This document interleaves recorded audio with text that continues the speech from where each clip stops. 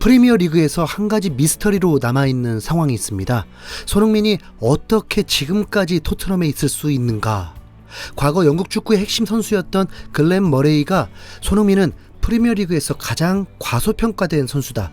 지난 3-4년 동안 빅클럽들이 손흥민에게 접근하지 않았다니 믿을 수 없다. 그런 엄청난 기량을 지닌 선수에게 단 한 건의 이적 시도조차 없었던 것은 놀랍다라면서 영국 매체 HITC를 통해 인터뷰를 전했습니다. 이번 시즌 예상과 다르게 5경기 연속 득점이 없게 되자 이상 현상으로 바라보면서 손흥민의 무득점에 대해서 해외 매체들이 분석들을 하고 있다 보니 이 같은 의견도 나온 것입니다. HITC는 한술 더 떠서 손흥민은 프리미어리그 최고의 공격수 중 한 명이자 토트넘의 핵심 선수다. 항상 웃으며 플레이하고 심지어 경기력이 좋지 않을 때도 모든 노력을 다한다. 토트넘은 손흥민을 팔지 않을 것 같고 그 역시 현재 팀에서 행복해 보인다. 2억 파운드 정도의 아주 좋은 제안이 아니면 이적은 없을 것이다 라면서 손흥민의 가치를 높이 평가했습니다. 이 소식은 어쩌면 다른 입장인 팬들에게는 기분 좋은 소식이 아닐 것입니다. 리버풀, 맨시티, 맨유, 레알 마드리드 같은 빅클럽은 언제 갈 수 있는 거냐고 불만을 토로하고 있기 때문입니다. 아마도 도저히 토트넘에서는 우승을 할 수 없을 거라고 확신하기 때문이겠죠. 최근 토트넘의 경기력을 보면 정말 그렇긴 합니다. 전 시즌 후반기 팀이 맞는지 의심이 될 정도로 꾸역승을 거두고 무패에 만족하고 있습니다. 왜 토트넘의 경기력이 갑자기 안 좋아졌는지는 누가 봐도 손흥민의 활약이 미비해지면서 토트넘의 공격력이 둔화되었기 때문입니다. 무리뉴 감독 이상으로 콘테 감독이 실리 축구를 지향하다 보니 콘테호가 만들어진 이번 시즌은 지지 않겠다는 그 목표점으로 경기에 임하고 있습니다. 그런 면에서는 무리뉴 감독 때가 더 나을지도 모르겠습니다.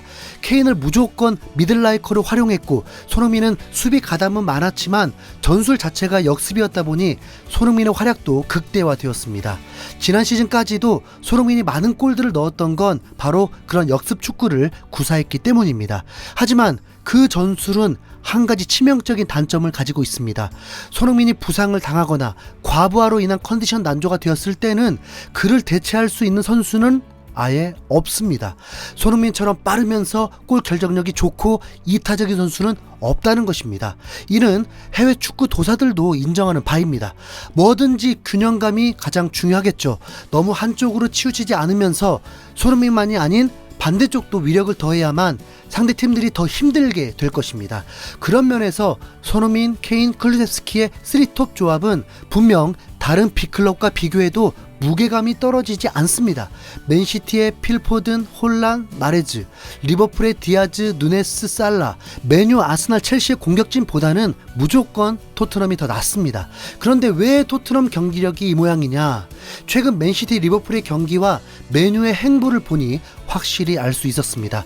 맨시티의 미드필더는 귄도안, 데브라이너, 실바, 리버풀의 미드필더는 티아고, 파비뉴, 핸더슨. 이 선수들이 아니더라도 리버풀, 맨시티는 미드필더 선수층이 매우 두텁고 위 선수들은 공격형 미드필더도 가능하고 특히 맨시티의 귄도안, 데브라이너는 공격수 혹은 스트라이커까지도 가능합니다. 이 선의 레벨이 굉장히 높다는 것입니다. 그럼에도 반다이크는 한 경기 9골을 넣은 경기 후 인터뷰에서도 미드필더 보강이 시급하다고 만족해하지도 않았습니다. 그런데 토트넘은 핵심 미드필더가 호이베르, 벤탄쿠르 입니다. 공격형 미드필더는 도저히 맡을 수도 없고 다른 미드필더는 도찐개찐이라고 볼 수 있습니다. 전술의 다양성을 만들긴 매우 힘이 듭니다. 솔직히 토트넘 미드필더 라인이 케인, 호이베르, 비수마라면 토트넘 3톱만큼 다른 빅클럽과 견줘도 손색 없다고 봅니다. 그런데 현실은 프리미어리그 역사에 이름을 남기길 원하는 케인이기 때문에 그는 무조건 스트라이커입니다. 케인은 프리미어리그 역대 최다골 주인공인 앨런 시어러의 260골을 넘는 것이 목표입니다. 프리미어리그에서 187골을 넣으면서 이미 한 팀에서 넣은 최다골 기록을 갈아치웠고 2위인 루니 208골은 올 시즌에도 경신이 가능한 상황입니다. 손흥민보다 한 살 어린 것을 감안하고 스트라이커라면 앞으로도 5년은 더 뛸 수 있기 때문에 다른 리그로 이적하지 않는 이상 앨런 시어러 기록은 케인이 넘을 것입니다. 케인이 골 욕심을 낼 수밖에 없겠죠. 맨유는 이적 시장 마지막쯤에 2명의 선수 영입으로 갑자기 전 세계 통틀어서 이적 시장 지출액 2위가 되었습니다. 선수 보강도 미드필더에 집중했습니다. 이적료가 들지는 않았지만 에릭센이라는 주전급 미드필더를 영입했고, 레알 마드리드산 월드 클래스 카세미르를 6천만 유로의 이적료와 팀 내 세 번째로 높은 주급을 주는 조건으로 영입했습니다. 뿐만 아니라 이미 대용이라는 월드 클래스 미드필더도 영입하려고 무던히 애를 썼습니다. 실제 이번 5라운드에서 맨유가 레스터 시티전에서 승리하면서 3연승을 달렸는데, 카스미루가 후반전에 출전했고 팀에 녹아들기는 당연히 이르지만 중원이 매우 탄탄하다는 것은 확실해 보였습니다. 자, 그런데 토트넘은 미드필더가 다 꺼내봐도 비수마, 호이베르, 벤탄쿠르, 스킵, 사르가 전부입니다.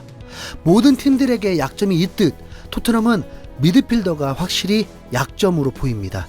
하지만 어떤 팀들도 약점은 있기 마련이고, 이를 커버할 수 있는 장점이 크다면 그 팀은 강한 팀이란 건 확실합니다. 토트넘은 2라운드 만에 팀의 핵심 선수를 잃게 되었습니다. 바로 수비수이면서도 공격도 가능한 로메로입니다. 로메로는 파이터형 수비수이면서도 박스까지 침투할 정도로 매우 공격적인 선수입니다. 전진 패스를 기가 막히게 찔러줍니다.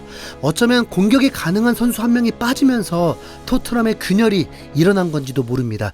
창의적인 경기력이 나온다는 건 분명 선수들의 새로운 움직임으로 상대를 교란시킬 때 가능한 건데, 아시잖아요. 네. 산체스와 로메로는 많이 다릅니다. 로메로는 최근 부상으로 이탈한 상황에서 최종 완전 이적에 사인하면서 토트넘과 5년 계약을 체결했습니다. 정말 행복하다. 나를 믿어준 토트넘에 항상 감사하고 있다. 내 모든 것을 바칠 것이다. 토트넘 유니폼을 입을 때마다 제 역할을 다하는 게 내 목표다. 난 토트넘이 프리미어리그 최고팀이 되는 프로젝트에 합류한 상태다. 그 프로젝트를 꼭 성공으로 이끌고 싶다. 프로젝트에 함께해 정말 기쁘기도 하다. 토트넘에서 트로피를 든 선수로 남고 싶다. 엄청난 성과가 될 것이다. 이 계약을 치른 내 궁극적인 목표다. 우린 해낼 수 있다고 믿는다. 좋은 감독이 있고 훌륭한 선수단이 있다. 올 시즌 만족스러운 결과를 내기 위해 모든 걸 쏟겠다면서 의지를 다졌습니다. 그의 소감을 들어도 든든함이 느껴지는데, 이 로메로가 이번 훈련의 모습을 드러내면서 풀럼전에 선발 출전도 예상되고 있습니다. 콘테 감독은 당시 로메로 부상에 대해서 시즌이 길고 무리할 이유가 없다고 했기 때문에 훈련장에 보인 것은 분명 선발 출전일 것입니다. 손흥민도 미소를 보이면서 전혀 문제가 없는 듯 보였습니다. 두 가지 약점에서 한 가지는 해소된 상태로 풀럼전을 임하기 때문에, 자, 실망 그만하시고 그래도 힘내고 응원해 봅시다. 손흥민의 분노 보셨죠? 이럴수록 더 침착해지고 힘을 빼서 결과도 내고 콘테 감독과 부둥켜 안는 모습을 꼭 볼 수 있길 응원해 봅니다. 토요일 저녁 11시 경기입니다. 손흥민 파이팅! 이상 흰수염고리였습니다.